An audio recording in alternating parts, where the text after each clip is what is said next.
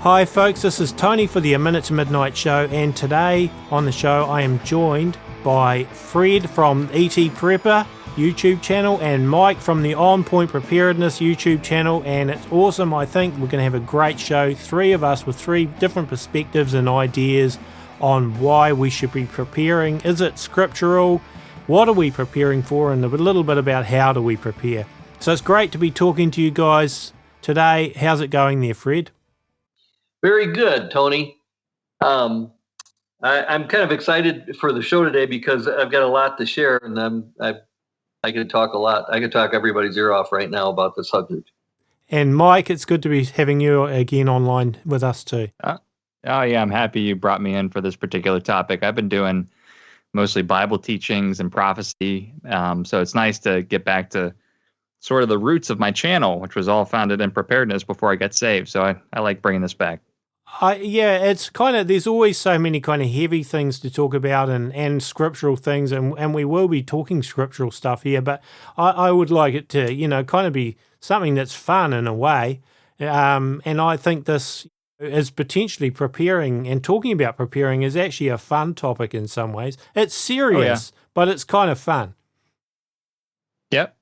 Yeah, and if I say something and I screw up, I'm okay with saying something stupid versus if I'm dealing with the Word of God. That's a lot different.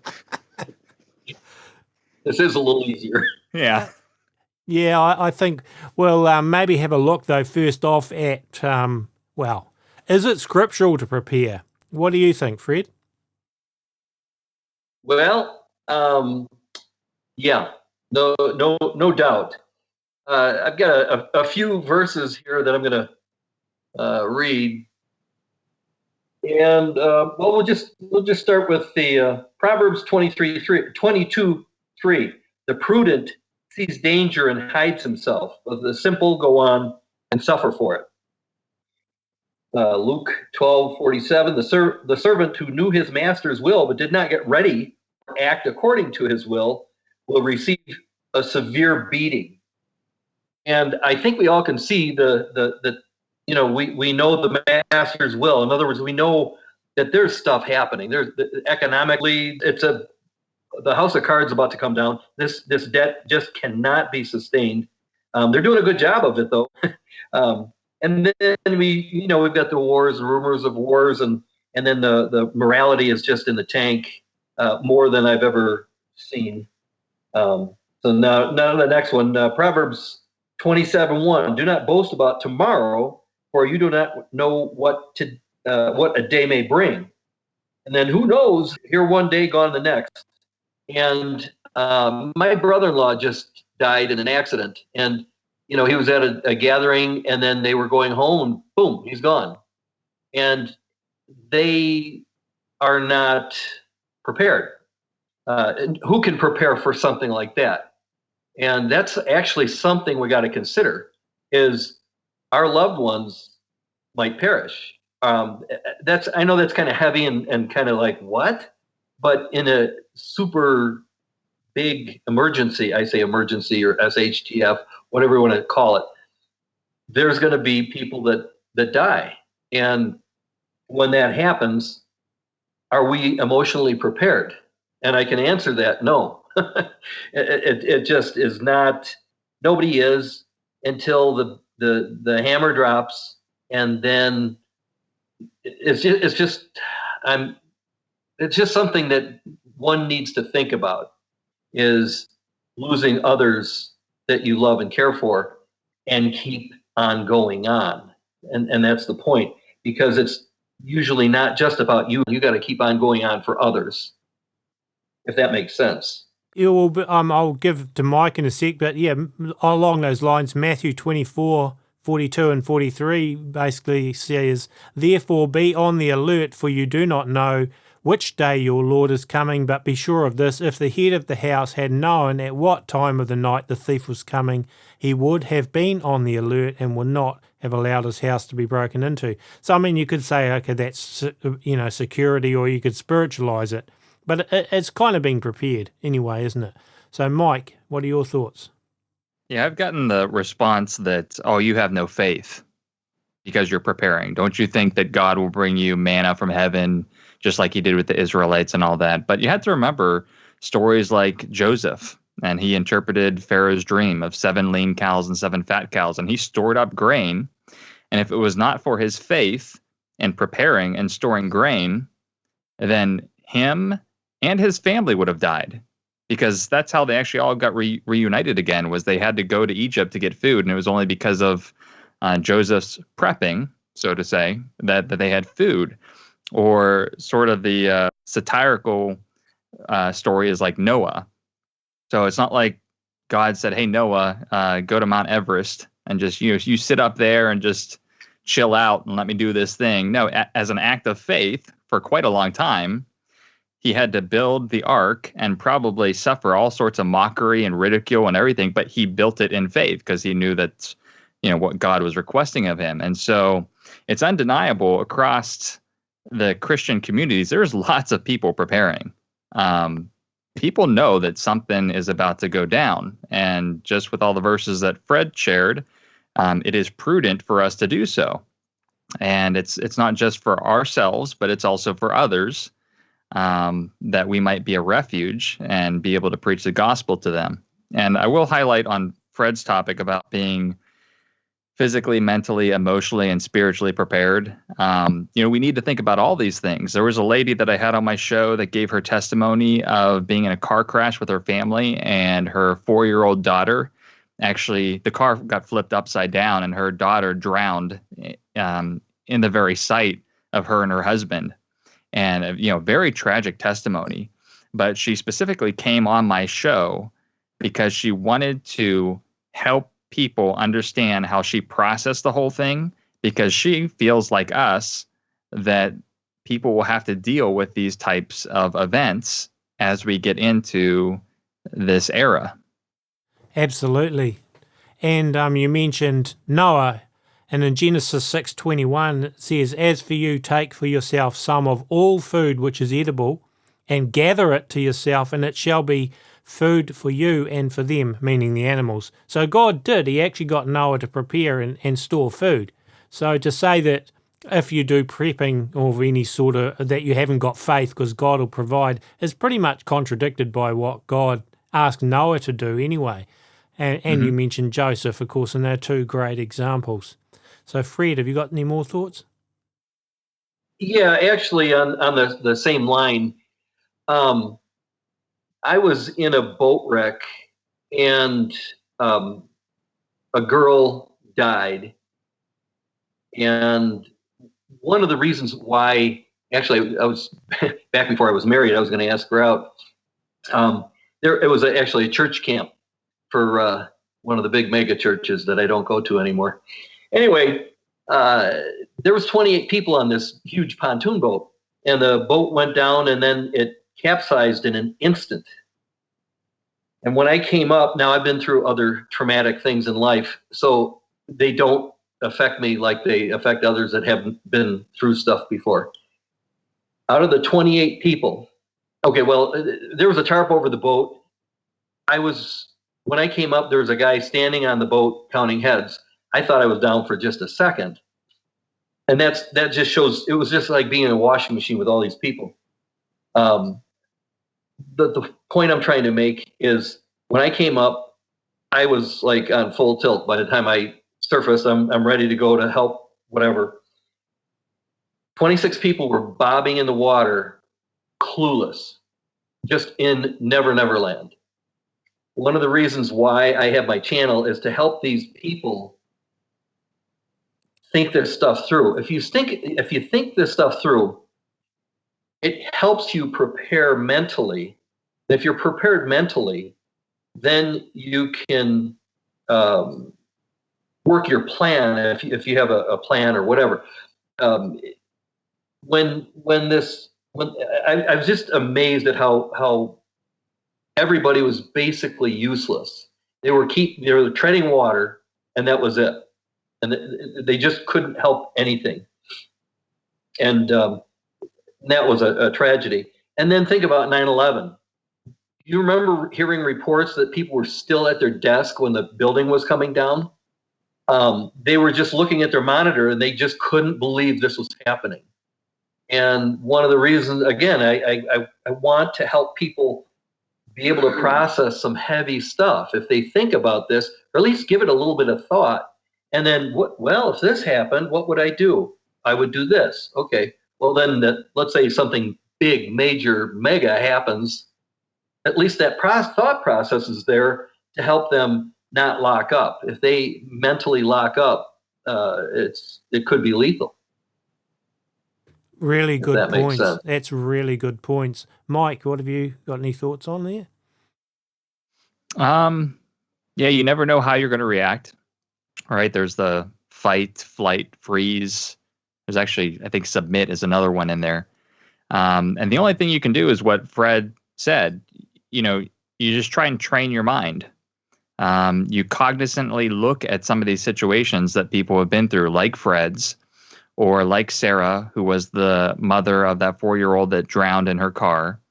And you don't want to be morbid about it, but you have to mentally think about, how can I emotionally process this? In the event itself, how can I get out of that shock moment? It's really a training thing. Even in maybe this will be something that we talk about in this show about Christians and firearms and whether we think that's right or not. But I've got my concealed carry license, and I know that's a big thing.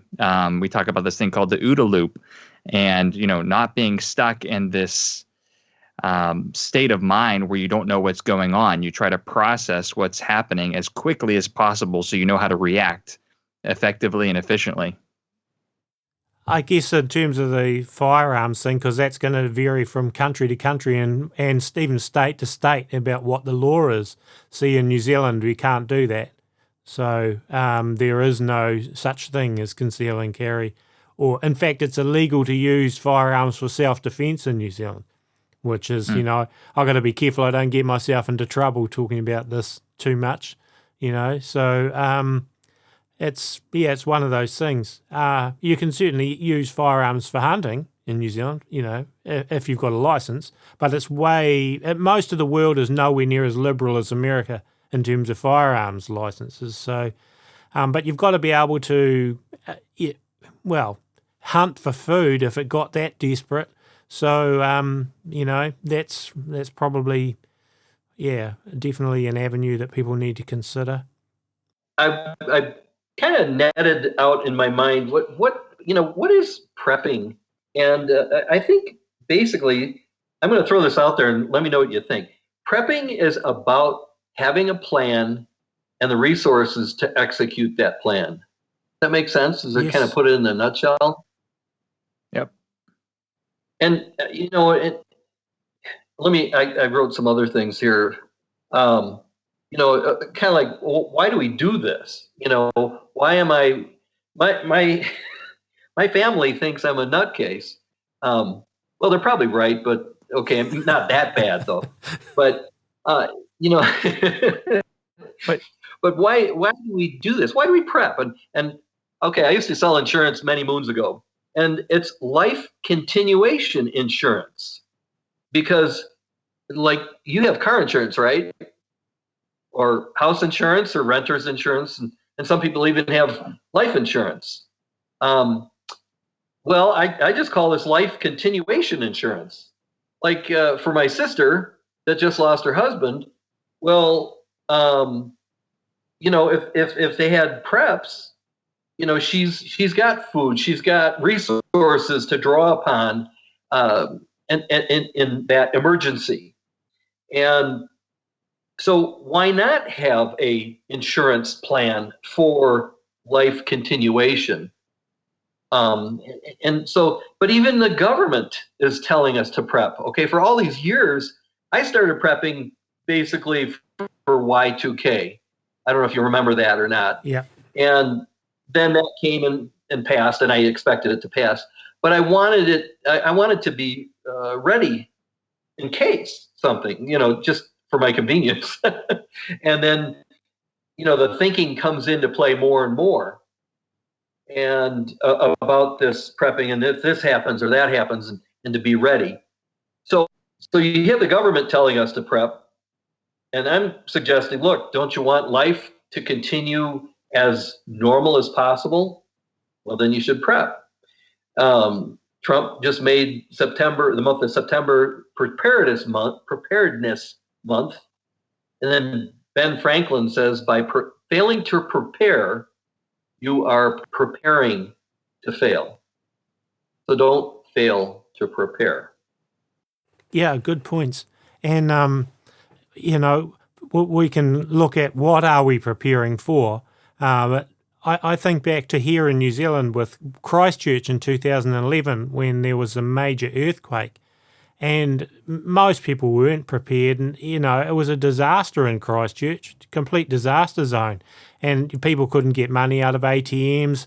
Things were closed, supermarkets and all that. Everything had fallen off shelves and stuff was busted. And there was liquefaction, flooding and stuff coming out of the ground. And people were just dependent on others to come rescue them. But it's not just like it lasted for a day. The after effects of Christchurch are still ongoing today. I mean, obviously, in terms of building and so on, they're having to rebuild much of it. But I think that's a wake-up call, is that a natural disaster can hit, and if you aren't prepared, you are then depending on somebody else to rescue you, help you, get you through, and that could be days away, if at all, depending on the type of disaster. And then you've got these disasters in the US with hurricanes and different things that have come through, and there are so many things. And you mentioned economic collapse, which I think all three of us agree is coming at some point, don't we? So, there's short-term prepping and there's long-term prepping, I guess. So, Mike, I just wonder what your thoughts are on what we're preparing for, and any thoughts you've got around it. Yeah, I think everybody needs to just generally prepare, because there's a whole lot of things that are common regardless of what you're specifically prepping for. And the way that I do this is I think you need to get organized. And so one of the things that I do is I have like Evernote or some type of electronic notepad, and I've segregated all these different categories on things that I want to prepare. So some of my categories are air, shelter, water, food, finances, security, medical hygiene, health, communications, travel planning, and then lastly is community, mental, emotional, and faith. And each one of these can get bracketed into subdivisions. So if you think about shelter, that can be split into your primary home, the clothes that you wear, your bug out location. If you live in a desert region, do you have ways to cool yourself? Or if you live in a place that's going to be cold, do you have a wood stove? You can tease these out into all these different subcategories and sort of take a look at the lay of the land, figure out your finances, and say, okay, because obviously we don't have unlimited funds here. A lot of people that message me say, I've got no money. Where do I start? You got to tease it all out, look at your blueprint and say, okay, where am I going to put my money? And once you got the basics covered, again, because we all need shelter, we all need water, we all need food, then you can start thinking about some of these specifics. And Tony, you brought up a really good point that I was actually intending on making, was there's a lot of people out there that are saying, okay, I'm canning. I got tons of canned goods. Remember, those are in like ball glass jars. What if there's an earthquake and everything that you've been canning goes to crap? It just all falls off the shelves and it's busted up. Well, you're done. All that work, all those years of work, you're done. And so you really got to think about things like this. Like, do I need cargo netting on my shelves? Should my shelves be anchored to the walls or to the floor? Another thing is you start to prep and start to accumulate all these supplies. It can actually lead to bondage. So something may happen where you're going to need to bug out. You can't stay and get all your gear. There's going to be an emotional attachment to say, oh, no one else has been prepping for years like I have, but I can't leave my stuff. This is like running back into the fire to try and save your stuff, and you get burned up in the process. All these things you need to think about. But and actually, just to throw in a little bit of a faith thing in here, I think as men, we want to be a savior, we want to be a hero, And so naturally, when I think about prepping, I'm like, oh, I'm the only one in my community that's prepping. All these people are going to be looking to me for guidance and, oh, Mike, how did you know about this and all that stuff? So that's Mike's vision. God's vision might be where everything gets burned up. And then he's like, okay, Michael, now what? Are you going to trust me? Who knows? That's why at the end of the day, spiritual faith is of utmost importance. But just to recap, I would suggest that everyone bracket out everything that you need to do, figure out how much money you're going to put towards this, and then start, looking at some of these basic categories like your water, your food, and your shelter. Those are very, very good points. In fact, there's two types of prepping, really, in a sense there. There's the prepping to stay in, and then there's the prepping to bug out. Or you could be somewhere when the disaster or whatever happens, and you're miles away from your supplies, so that's where bug out bags and so on become useful. So do you guys both have bug out bags? I mean, I keep one permanently in my car. It's not huge, but it'll be enough to, do 3 days probably. And if you have to walk home or something, it probably be hungry by the end of them, but there's a bit of food in there and that sort of thing. So what do you guys think? Are bug out bags important? Oh, yeah. Fred, did you want to go? Yeah, they're crucial. And actually, that's another video that, even though there's a lot of videos out there on bug out bags, I've kind of got educated from watching them. And some people are real hung up on the equipment and having everything duplicated inside their bag, and they need a pickup truck to drive their bag. What I want to do is have two bags, a bug out bag light and a bug out bag complete. Someday I'll make a video on this. And the purpose of that is kind of a light one. If I'm going to be traveling close to home, within say 50 miles or something, then it'd be a light one that I don't need. I can draw from the bag itself with what I need to do to get home, and then regroup. Bug out bag complete was, well, actually, let me digress just a little bit.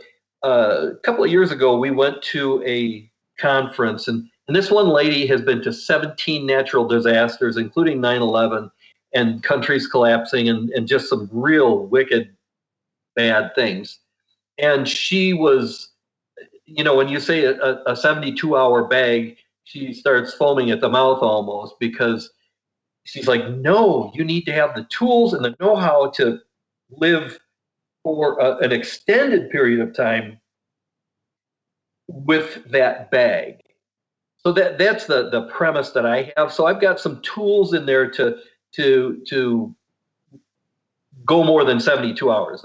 I guess the bug out bag light would be like the 72-hour bag, but the complete one would be one that's got, of course, it's got like day tricks and stuff like that for food, and then a little bit of water in there, and then but a lot of tools and a lot of things to like a little tent in there, and a little bag, the Mylar foil to keep the heat. All those different tools in there to keep me going for a long extended period of time. That's the goal with my bag. And also it's got to be light, it's got to be comfortable, and it's like Mike says, it's got to be organized too. To try and to just dump everything in the bag, well, that's, at least you've got it. But to have easy access, quick access, is good too, to have it all organized well.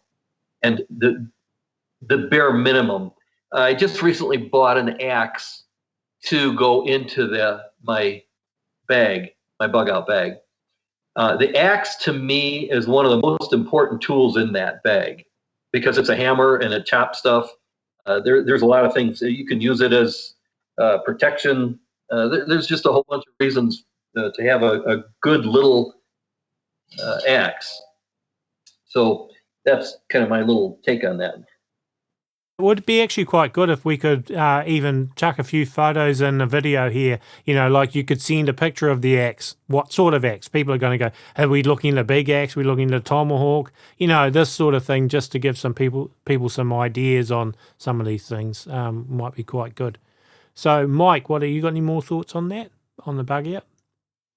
Yeah, there is. Well, I'll also note that along with the bracketing of all the categories that I do, it's really good to keep a paper inventory of what you have in all these bags. Because a lot of people have multiple bags, right? You've got your get home bag, your bug out bag. There's something called an inch bag, which is I'm never coming home. Maybe that's your complete bag, Fred. I started to notice that, and you've got bags for multiple family members, right? If you actually start to fill all these up, you forget what's in them if you haven't touched them for a while. So it's always good to inventory them. The second thing is, and I don't know how well this is going to work out in practice, but at least in my mind, it makes sense. I've got like a 4-tier bug out plan. So my very first tier is obviously the car. I'm going to try to load that up as much as possible. But who knows in my travel planning what I'm going to come up against. So I may have to ditch the car. And so one of the things that I'm going to have on our van is I've got bicycle carts, or some people know like the child carts that hold like 2 or 3 kids on the back. My next tier is maybe to just use the bicycles. I can load up my family and some gear. Again, I've got some mobility on wheels that will take off some of the weight. So maybe I can use those to get a little bit further out than I would on foot. If those don't work, I can go to the next tier, which is being on foot, but a lot of these bicycle carts you can still push by hand. So I can still take a whole lot of weight off my shoulders and be, pushing these carts. Now, a lot of people say that there's some issues with this whole gray man approach, that obviously if you're the only dude with a whole bunch of gear on a cart, that you're going to be singled out and taken over. But hopefully, with you driving or bicycling out, you've gotten to a remote enough area that that's not much of a problem. And then last but not least, which is a place that you definitely don't want to be, is just having the gear on your back. Unless you got some serious wildlife skills, the stuff that you've got on your back is not necessarily going to let you survive long term. Again, unless you have some really good bushcraft skills, odds are you're going to have to start scavenging or be closer to some populated areas and get supplies. Good points. All very good points. Okay, so now what about the staying in? So we've looked at the bug out, which, there's various scenarios there. It could be that you're stuck somewhere and you just have to get home and your place is a safe place. Or it could be that you have to get out of your home because your home's being wiped out, or whatever the situation is. This is why there are so many different possibilities. But let's just say your disaster is somewhere you can stay home. The electricity's out maybe, or whatever, and there's been an earthquake or whatever it is, flooding somewhere else, and you're stuck. So we could look at what sort of things do we do there. Fred, would you like to kick us off? Sure. The home is, well, I had the I guess I'll call it the luxury of being able to move to a place where it's hard to live. That would be the desert. One guy, I don't know if you know John Shorey, but he made a point. He says, live where it's hard to live, thrive where it's hard to live, and the chances of survival are much better. Because it's, people aren't, if you hear people that talk about bugging out or whatever, they're always heading to the mountains. So if you got your little cabin in the mountains and you're going to stay in there, there's a chance that in a big situation, there's going to be visitors. And you know what? That's great if you're prepared for them. As far as being at home, there's a few things that I have to be concerned about. Being in the desert, water is a big one. I don't have any streams trickling down in the back. Also, if the atmosphere gets polluted in a great way, the underground water is the way to go. So that would be a well. I've got a very good well, but I've got to have I've got to be able to get that water out of the ground, which takes electricity. So I've got a couple of generators that I can use to do that. So that's the water is kind of covered there. Also, I plan on, if the Lord gives us enough time, to have rainwater catchment as well until that doesn't work anymore with the pollution. But that way, I've got a double system. Plus, I plan on storing some as well. As far as food goes, we've got some food stored away, and we've got kind of the Mike. You had mentioned all those different. I call them the kind of the prepper stool. You've got all these different facets of prepping, and each one of those is kind of covered by either equipment or supplies that we have. I just ordered 3 cases, 96 rolls of toilet paper in a case. Well, that's kind of laughable, but actually it's great barter material, and it's incredibly cheap. Plus, it's cheaper to buy that way anyway, something that you use. So we've been doing this for quite a while, and we've had the luxury of time to do this and collect things as we go that would, if you shut the grid off, that's going to be the first thing, at least in my mind, that's going to go, and how can we operate outside that. And you raise a good point there. Well, I was saying you're saying you're in the desert and water is, the main thing. And yet for me here in New Zealand, it's the opposite of a desert really. And, there is plenty of water.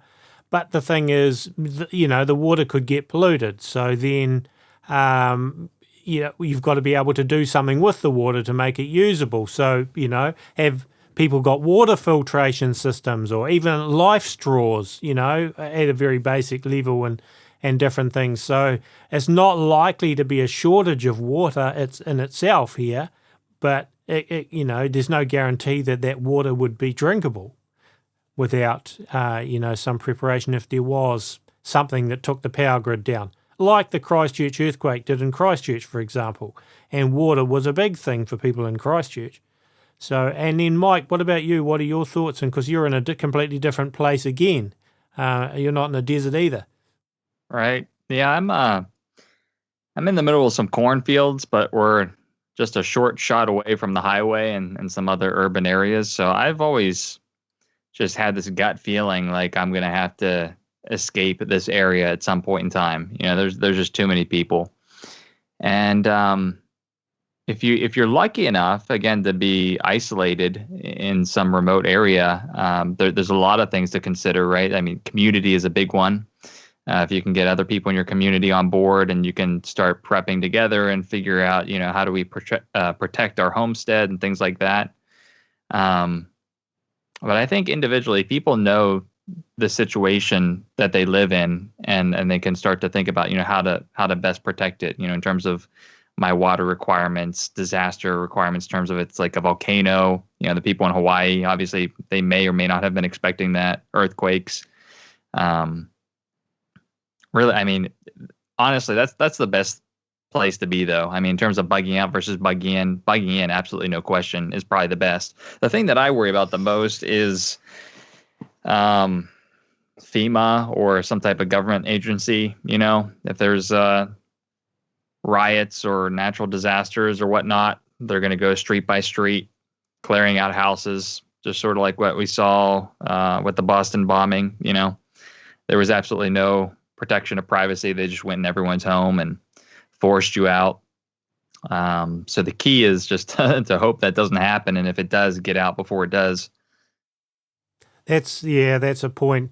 I mean, there's no fail-safe plans. This is why I think we all need to individually be asking God, what do we do as individuals? And people that are listening, the same, I don't know. Some people that are listening will probably be prepared to the max, and other people will be listening and go, they haven't done anything to prepare. Yeah. So there's going to be a wide section of people that are listening to this. And on our website, aminutetomidnight.com, we have actually a few good articles on various aspects of prepping, some that Matt wrote, who's part of the A Minute to Midnight team, and he's a great prepper, and I've written the odd one as well. And I know you guys have done, Mike, you've got some great ones and things too. But one article that I did on the website, and I can't actually remember the name of it, but you can find it under Survival and Prepping on aminutetomidnight.com. And I won't go into every little, I'll just give you the main headings, but I kind of said preparing for what might happen during an economic collapse, because that's one disaster situation, and I've written down 10 things, and you can read more about the 10 things, but here is those 10 things. 1, food shortages can happen, so you know what are you going to do about that? 2, medicine may become scarce during an economic collapse or any other disaster for that matter. So what are you going to do? What's your plan for that? 3, when an economy collapses, so might the power grid. Again, a power grid could go down from other things, so you got to be prepared for that. 4, during an economic collapse, you cannot even take water for granted. So we've just talked about water. We've got to be prepared with water in whatever way you're going to be prepared for that. 5, during an economic crisis, your credit cards and debit cards may stop working. And I say all of these points can happen with not just economic collapse, but other disasters. 6, crime, rioting and looting can become commonplace during an economic collapse. 7, during a financial collapse, many people will start bartering. So that's something we can talk about a little bit, is bartering. 8, your currency may rapidly lose value during an economic collapse. So the New Zealand dollar or the US dollar could become hyperinflated and virtually worthless quickly. 9, you cannot be sure of continuous employment or ongoing business. So have you got any preparations? How are you going to survive beyond a few days in that situation? And 10, the government will not save you. So let's think for a minute. What about bartering, guys? That was one of the things. Do you have any ideas around that, Fred? Certain things are of high value. Like I was mentioning the toilet paper a moment ago. Another one that somebody that went through the Bosnian mess years ago, they said one of the most high value things was a lighter to be able to make fire. I just bought. Well, I say I just bought. I've got a couple of hundred, like the Bic style lighters, disposable lighters, and they were like $17 for 100 or something like that. It's just crazy cheap right now. But after the fact, they're going to be terribly expensive. There's other things that I have, like knife sharpeners, little ceramic knife sharpeners. They're peanuts. They're nothing. But if you can't get them anymore, and you need a way to sharpen a knife, now that thing is of value. I've got grain stored, quite a bit of grain, and that is of value when people are hungry. So I probably got a lot of odd jobs that I can give people. I know I do. And, I can pay them with grain. I can pay them with a knife sharpener or whatever. Or if they have something that I need, then I can work it out where I've got this or that or the other thing. I've got multiple items of things that I think might be of high value in a situation that there is no more. But that's the bartering, I think, comes down the road a little bit beyond the labor. In other words, people's skills are barterable.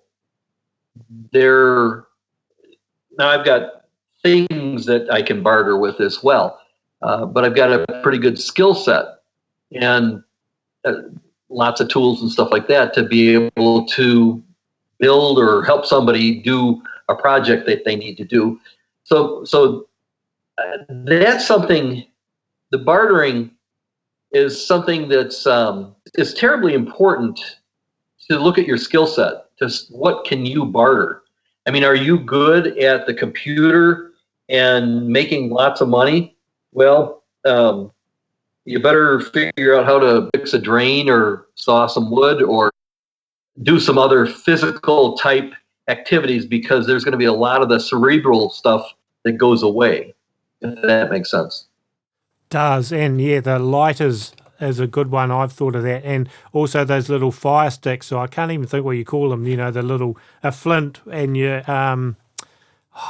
I've got a few of those. You can pick them up. There's some high expensive brands, but you can pick up some really cheap ones that'll do the job quite well too. So I've started thinking, every now and then I'll pick up a few of those, because they'll be invaluable as well. And I've also been thinking coffee. Coffee's going to be something that I think would be. Obviously, you don't need coffee to survive, but it's kind of something that most of us depend on. I know I do. But you can't, instant coffee's not going to last that long, and coffee beans are only going to, if they're roasted, are only going to last so long. So I've been actually thinking, what about, green beans and how long they can store? And I haven't actually started on this yet. This has been something in my mind the last few days. I've been able to grind and roast coffee, and that could be one. Because I think green beans, if you're stored right, you can store them for a long time. So whereas coffee, if it's been roasted, doesn't keep very long. So that's just one of my things to be going down the track of. Maybe if any people are listening to this and have got ideas about storing green coffee beans and all those kinds of things, let us know. Mike, have you got any thoughts on this? I'll talk about bartering in a second, but just when you were talking about coffee, one of the things I was talking about all the different categories, and one of them was mental. And aside from just mentally processing things and things like that, I've also purchased caffeine pills, and I put that in my bug out bag, because there may be times where you're going to need to stay up, maybe multiple nights and days, and you're not going to be able to have time to have a cup of brew. You're going to have some caffeine pills. And then on the flip side of that, you might have bouts of insomnia. And so it might be good to have some melatonin pills. And so you can think about, mental preparedness in terms of that, in that regard. But for bartering, it's something that I know will probably happen on a small scale. But when I was first a prepper, I just thought that this was economic collapse and it was going to be devastating. And I never really thought about the end times. But now that I'm getting more into prophecy and more into Bible study and seeing the signs of the times, I keep on going back to Matthew 24, where it's saying, as in the days of Noah, so shall it be for the coming of the Son of Man. And the days of Noah were horrendous, and basically all humanity was wiped out in a year. So odds are this time being worse around, because unless God stops it, no flesh would be saved. This is probably going to be pretty traumatic. And I don't know how a lot of my original prepper thoughts would hold under this new frame of mind. And what I mean by that is, some preppers will talk about bartering and they'll say, get junk silver. And so I do own silver and I do own gold. But I don't own junk silver. And you can think about, right, if we're in like the days of Noah and maybe people do need some supplies, just me personally, I don't think that they're going to look at your dimes and nickels and you're going to say, these are 90% silver. Why don't you have some? They're going to be like, no, I need a lighter. I need tangible hard assets that are going to help me survive. If there's even opportunity for that to occur. Because, who knows how bad this is really going to get. Yeah, that's interesting points. I too believe in silver and having silver is an important part, I think, of being prepared. That's personally where I suppose I started from, in a sense. Not that I've got a heck of a lot, because I've never had a lot of money, but I do think if people can have, once they've got their other things sorted, that's kind of an important part, because we don't know how the economic collapse will play out. And I do suspect that there will be a period of time where precious metals are going to be a huge value to, the changing over of systems. When it gets to the very depth of the end times, who can be prepared for that? Really, we will be depending on God entirely at that point. But we don't know how far away it is till we get to that, or how many stages there are on the way to that. This is where the preparations come in. I think for the more run-of-the-mill disasters, and if the, you know what I mean, not downplaying them, but the absolute depth of the great tribulation, if we're here, and if there hasn't been some rapture first, and that's a whole different subject which we won't go into, but just if we're here during that period of time, I don't think any of our preparations are going to cut it. But we don't know what is leading up to that, and how much time there is. And our forefathers had to get through disasters, and preparedness definitely helped them. And many people still died, even in the early 20th century with the Great Depression and all of that, when it was a more agricultural climate and people were better prepared than they are today. People still died. So that's unfortunately the reality. So I think our preparations could be definitely very useful for, the lead-up periods anyway. That's my thoughts. Fred. And Mike, I did have sorry, one more. yeah. Just one more quick thing. Just as we're talking about bartering, a lot of people think it in the context of trading one physical good for another physical good, or maybe like a particular skill set. But another thing to consider is, again, if there's roadblocks, if there is some type of government force that is controlling certain areas or regions, you may not be able to buy them off with lighters and things like that, because they're still in the semblance of government. They still may want money. And so if you're trying to get to your bug out location and there's roadblocks, if you think about bartering in the context of safe passage, you may be able to buy off some of these people. It certainly happens. I know from a lot of my military friends in Afghanistan and stuff, they buy off a lot of these security patrols that are, putting blockades along roads, but giving them silver, giving them gold, giving them cash. I think things of monetary value would buy them off a lot easier than it would be trying to give them food or other things, because they're probably higher up in that government system and are getting those things provided to them by the government. Those are very good points. Absolutely. Yeah. And diversification, I think, is important. I'm just thinking even in terms of lighting, how are you going to light, if you're still in your home, say, how do you light your place, Have you got everything sorted into one area? Because you may not have electricity.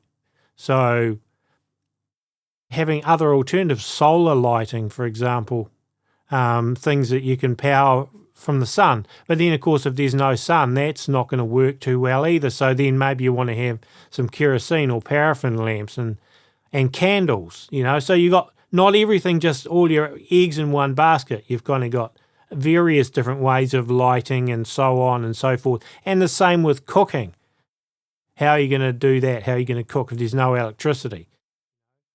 Have you got gas cookers? Well, what happens when you run out of gas? Have you got other alternatives like fire and so on? Or, if you're in somewhere where you can't make a big fire, have you got really small little fires? Like I've made videos on how to make little tin can fires to cook something really quickly. So it's just kind of all the different things to think through. Yeah, and going back to the water thing and the diversity, I think I've got one of those life straws and some other filters. But I just finished actually building a good-sized water distiller. Our water here is, you can float a penny on it. It's that bad. It's got a lot of minerals. And with this distiller, it'll take all that minerals out. And I'm concerned that with so many minerals, there might be a problem. But then if there's other pollutants that I need to be concerned about, the distillation will take care of that. And it's just a solar distiller. There's no power needed whatsoever other than getting the water into the distiller. It's big enough where I could get a couple of gallons a day and be able to support everybody in the household. And that's another thing too, is the household is kind of designed not just for us, but for other people too. I'm inviting people that I know here. If there's an emergency and they don't have anywhere to go, this might be a safe place for people. With the distiller, that's something I don't have one, but I've thought, because I live by the ocean, there's no shortage of of seawater, but you can't drink seawater. But distilling it, you could. So that would be one option, I imagine, to be able to convert seawater even into drinking water. Yeah, eventually I'm going to put out a video on that, and then that'll be on my channel. But that, there's so many different facets of this that you can just go down rabbit trail after rabbit trail, and then you just you can end up with just a whole. I'm on 30 acres, and I could just fill up this whole 30 acres with prepping stuff, and in the end, when it really gets down to it, I think you were making a comment that I don't think we can fathom everything that's coming our way. This, I always try and wrap my mind around this, that, or the other thing, whatever the scenario could be that might affect my region. And when we move, well, there's not which way does the wind blow? Well, down, I'm 80 miles north of or something like that, of the Holloman Air Force Base. And that is probably a target, and there would be a lot of pollution from that. So, I mean, I considered the wind, and I considered all these things when in the move. So, I mean, with prepping, that everything that you can prep for, it can be overwhelming. And there's a point I wanted to make is, what level do you want to prep to? In other words, in thinking about each item, there's a range from mild trouble to like a total societal collapse. With major peril. Like, usually the most peril we have is people. That's what's, they'll come smiling at you, and then you turn your back and there's the knife, stuff like that. And then I think, Mike, you mentioned the government, and that's a real big peril when the time comes and we need to get all get marked one way or another. That's going to be a whole different ballgame, and everything that we know is going to be out the window, and we're going to have to learn as we go in that time. Yep, just to basically reiterate what Fred said, there's this military quote which says, "No plan survives first contact with the enemy." And so no matter how much you prepare, whatever's coming, I think it's going to shock us all. We'll sort of know that it was going to happen, but to the degree and maybe even pace that it does happen, I think it's just going to shock all of us. And so just make sure, we alluded to this earlier, make sure your preparations don't put you into bondage. We talked about, if your house catches fire and that's everything that you've been prepping for, obviously don't risk your life going back into it. But I started seeing this a little bit where my preparations were actually putting me into bondage. And what I mean by that is there are so many different categories, as I alluded to earlier, like firearms, medical, shelter, air, water, bushcraft skills, all this stuff. And it is absolutely impossible to become a master at all of those. I mean, you say, I want to be a good marksman so I can hunt for food. I want to know wild edibles, so I got to study up on that. I need to know all my bushcraft skills and make fire by hand and, build A-frame shelters and blah, blah, blah, blah, blah. You'll focus on one of those things and get proficient on it and move to the next. And then after some time, these are all decayable skills is what I'm saying here. And there's absolutely no way that you by yourself can remain proficient on all these things unless you basically let it consume your life. And just make sure that doesn't happen. Again, it's not necessarily fun to think about what's on the horizon, but as Tony said, I mean, just sort of make it fun, just do the best that you can, leave the rest in God's hands, and just see what comes and just roll with the punches. Just going back to that military quote, no plan survives first contact with the enemy. A lot of your plans are going to be completely destroyed whenever this thing happens, and you just have to be careful not to fall into despair. And I think the person that's, setting themselves to basically hunker down and bunker down and, and protect their little plot, from whoever they'll shoot anything in sight that comes near them, and they're planning to just look after the number one and not care for anyone else. I really don't think that God's God will let a lot of those people get to their own devices and they'll fail. But those people that have a plan, they're thinking that they're preparing not just for themselves in mind, but, okay, God, how can you use me and my preparation to help other people? I think God's a lot more likely to bless those people and actually give them the insights that they need. And I think that's going to be really important, is actually having guidance from God as to what individually we should do, because it'll be different for every person. But don't get into the bondage, like you're saying, where it becomes consuming your whole life. And certainly don't get into it to the point where all you're thinking about is yourself. I don't think that's a Christian attitude. Yep. I think, Mike, that was a really good point. And the bondage thing and just kind of thinking through what you guys are saying and what I'm saying and stuff, we've said some pretty scary stuff to some people. Scare them to death, and that's not the intent. The intent here is to help people understand that we live in a fallen world. We live in a world that is just, it's wicked, and there's a lot of wicked people wanting to do wicked things, and they're in power. And of course, Satan wants the whole system to come down and just destruction.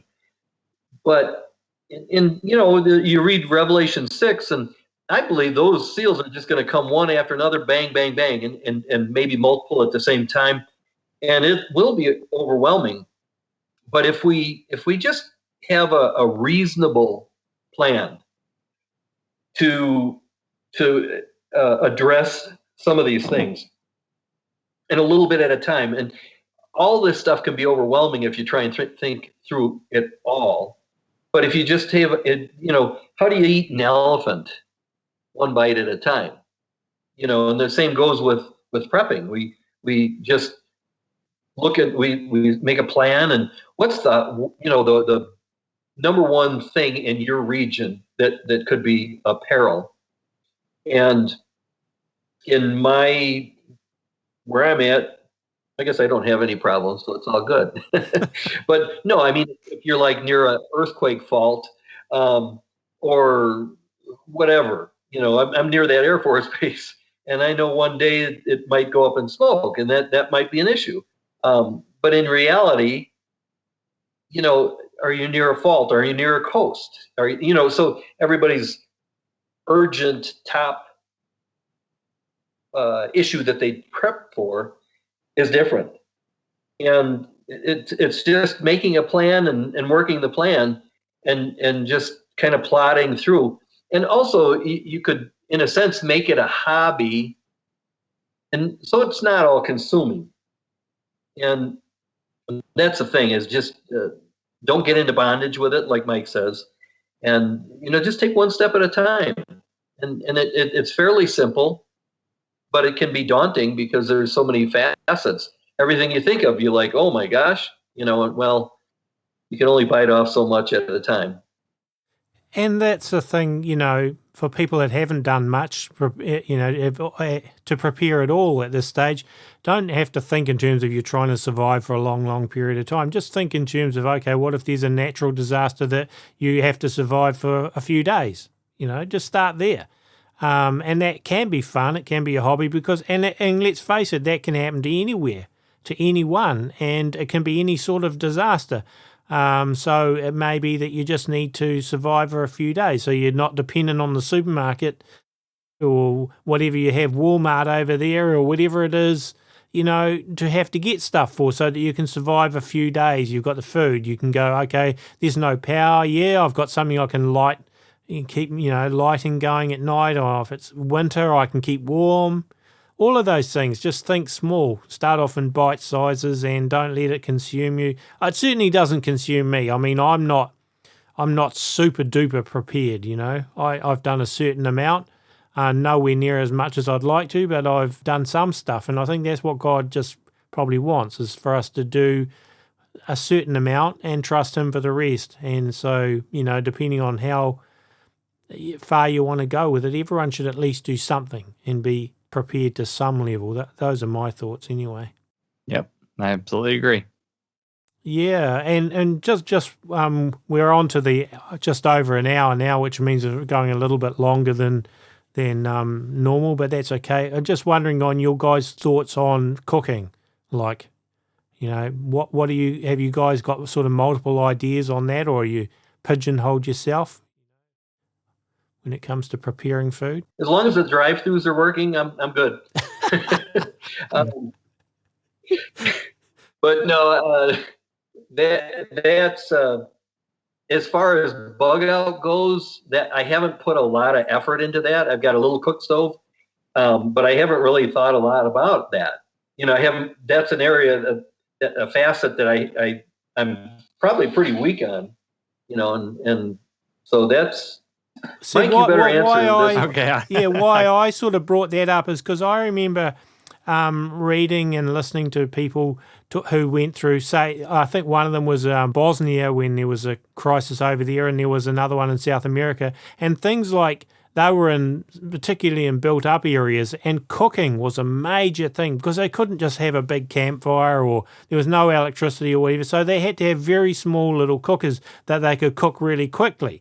So that's why I kind of went down making some tin can hobo stoves and things, so you can boil up some water in 5 minutes, have a little fire and you're gone, that kind of thing. So I think it's kind of, to me, those are maybe issues that we need to think about, because that you can attract attention, and which may not be what you want to do either. And none of us knows the situation we're going to be in, but that was something I noticed that was common to a couple of people that I listened to. It was like, well, we learned how to make these little tin can cookers, and even bartering those with people.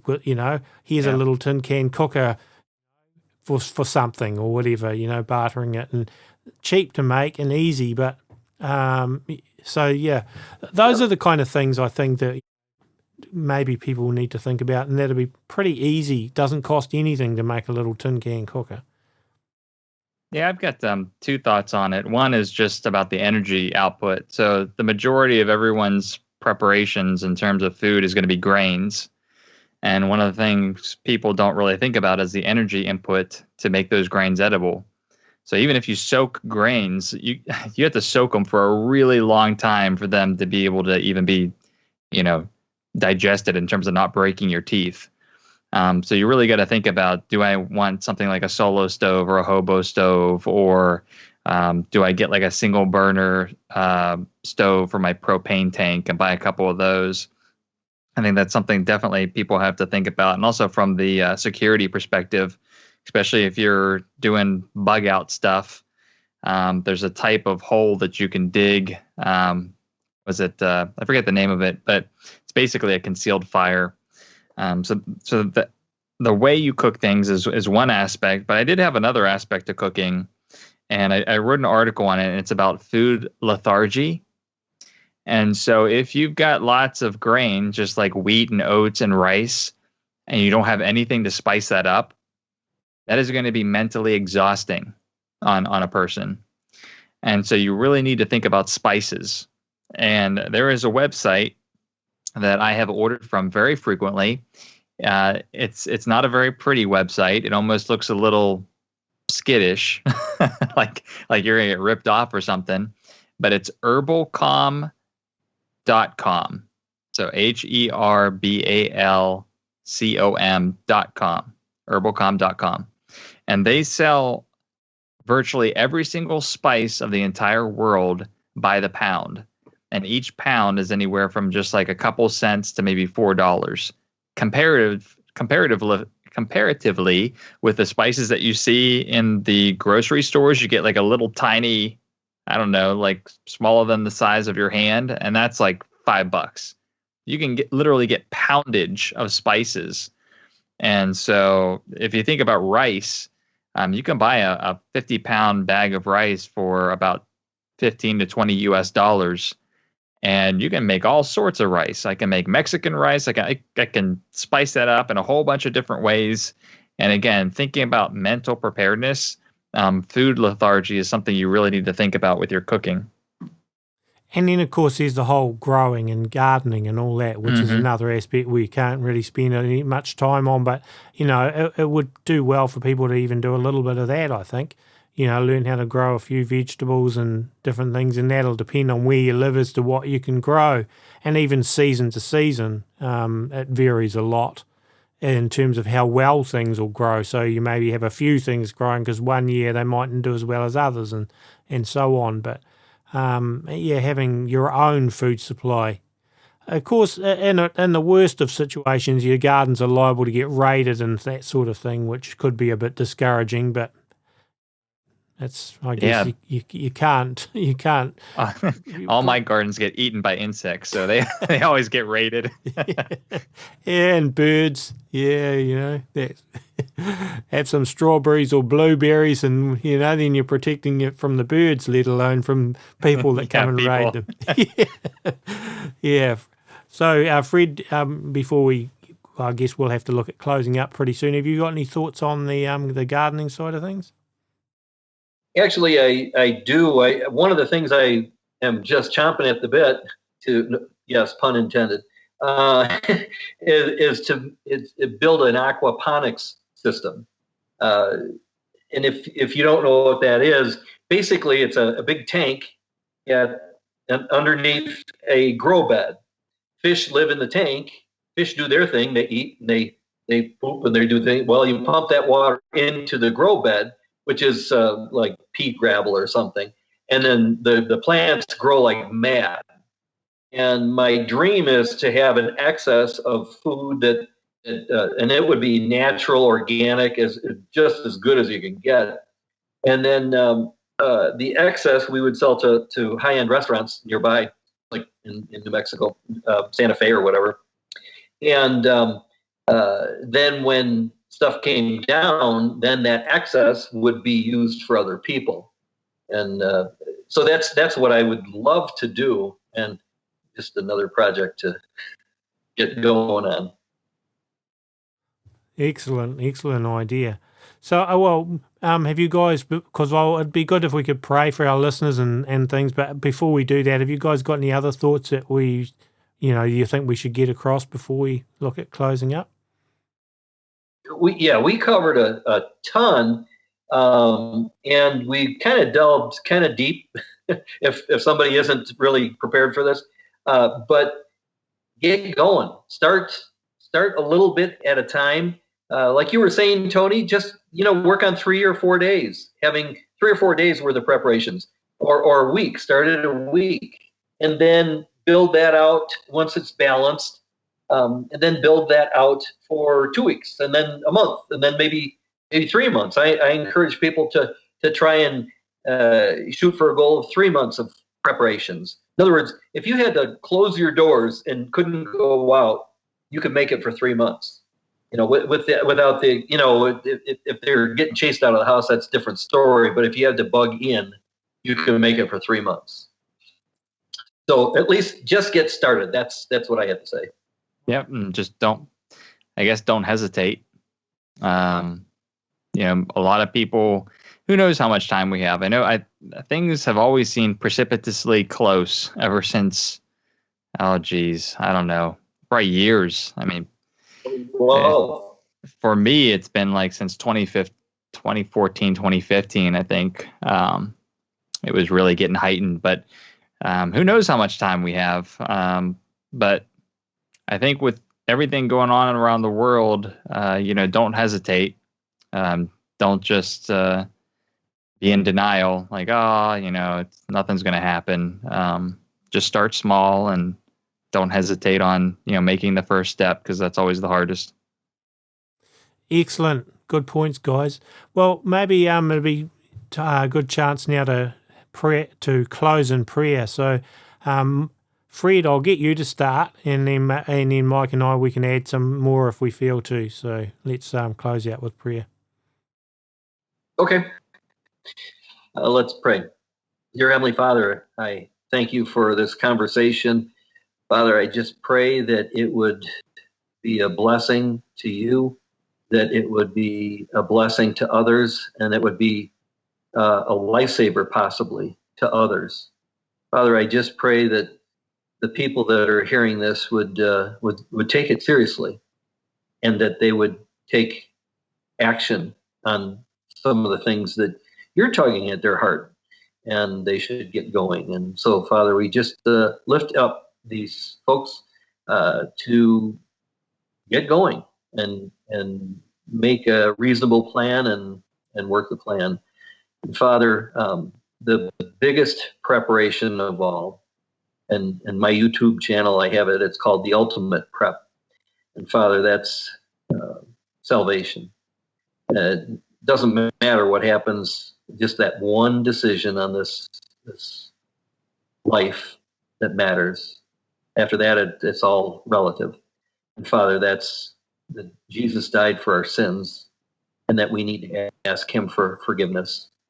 So Father, I just lift up people hearing this, and I pray that you would prompt them to make that decision, that you would give them the faith to believe that Jesus died for their sins, and the faith to, beyond that, the faith to actually prepare. I pray this in Jesus' name. Amen. And Lord, I pray that you give the listeners and give all of us, even those of us doing the show, wisdom on what directions to take ourselves, because it'll vary from person to person, that you will have a different plan for each person on how they should prepare. And I pray, Lord, that you would give us wisdom to know what your plan is for each of us as individuals, and that we wouldn't go beyond that, but that we would just stick to the blueprint that you give each one of us, because we're going to need your guidance in the days ahead. We're going to need to be able to hear from you. We're going to need to be able to get your specific guidance for us as individuals. So, Lord, I pray that you would teach us how to do that now, to hear from you in this time where things are easier, so that we can hear from you when things get harder, because we'll know your voice. So show us what we should do, what we shouldn't do. Help none of us to become in bondage to this, but as Mike said earlier, because it's too easy to get into bondage to these things. So I pray, Lord, that you would give us balance and wisdom in what we should do as individuals. Lord, just one more thing that I would add is just so that everyone knows, regardless of what happens in the flesh, we know that you are faithful in spirit. And so man will always think he is wise and strong, but you continually humble us. And so whatever may come, whether we lose our preparations, whether our plans don't go according to how we think that they're going to go, please help us to humble ourselves and remain in the faith, to know that you are always faithful, and by your Son's blood we will be resurrected with you. Amen. Amen. So, guys, how about, that was a great prayer, by the way. You give our listeners your contacts, where they can find you on the internet. So we'll start with you, Fred. Yeah, my YouTube channel is ETPrepper, and that's capital E, capital T, and then Prepper. E as in end, T as in times. And mine is Onpoint Preparedness. And so you can find me just by searching that on Google. I've got a whole bunch of different outlets. I've got my onpointpreparedness.net website, which has a lot of survival articles. And then Onpoint Preparedness on YouTube, you'll find basically all my video style vlogs and things of that nature. Or if you want to look into Bible prophecy and Bible study, I do a lot of that there.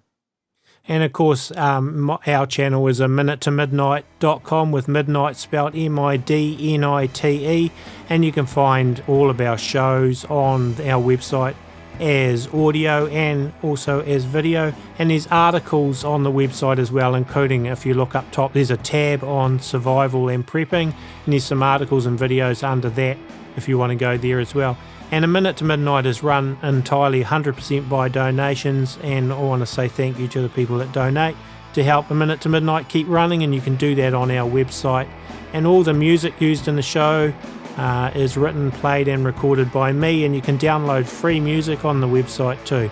So I want to really thank you guys. This has been a lot of food for thought, I think, in this show. I've really enjoyed doing it, even though some of it's kind of heavy. But at least, remember it can be fun to prepare to and learn different skills. So thanks, Fred and Mike, for being on the Minute to Midnight show. I think it's been well worth it. Thank you. Yeah, thanks, Tony. Awesome, guys, and we'll do it again sometime.